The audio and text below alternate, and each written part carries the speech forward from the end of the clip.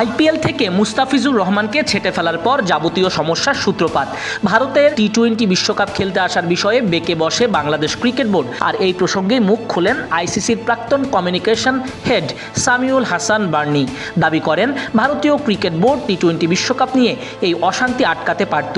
BCCI নির্দেশে মুস্তাফিজুরকে Kolkata night Riders ছেড়ে দেওয়ার পরই এমন ঘটনার উদয় হয়। নিরাপত্তাজনিত কারণে ভারতে আসতে চায়নি বাংলাদেশ, তাদের ম্যাচ শ্রীলঙ্কায় সরিয়ে নেওয়ার দাবি জানায়। বাংলাদেশের এই সিদ্ধান্তকে পূর্ণ সমর্থন জানায় পাকিস্তান, কিন্তু আইসিসি তাদের আবেদনে কর্ণপাত করেনি। ভারতের আধিপত্যের কারণেই বাংলাদেশকে বাধ্য করে বিশ্বকাপ থেকে নিজেদের বয়কট করতে। সুযোগ দেয়া হয় স্কটল্যান্ডকে, আর এরপরই বাংলাদেশের পাশে দাঁড়াতে ভারত ম্যাচ বয়কটের সিদ্ধান্ত নেয় পাকিস্তান।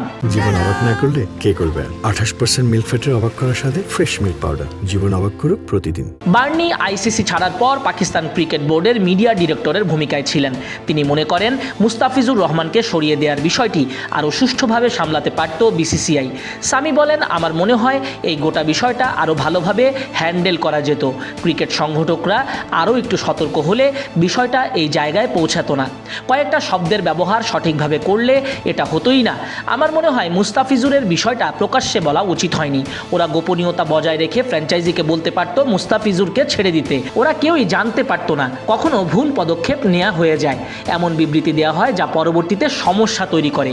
3 জানুয়ারির ঘোষণা যাবতীয় সমস্যার সূত্রপাত ঘটায়।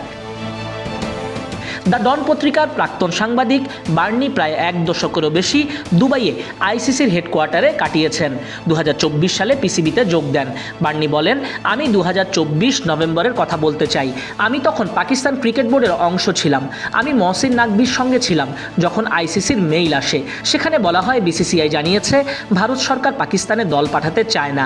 নাকভি মনে করেন বাংলাদেশের ক্ষেত্রেও একই পরিস্থিতি জানুয়ারিতে তৈরি হয়েছিল, কিন্তু একই সিদ্ধান্ত নেওয়া হয়নি। এই বিষয়ে আইসিসির দ্বৈত ভূমিকার কথা বলেন নাকভি। এটাই পাকিস্তান ক্রিকেট বোর্ড মানতে পারছে না।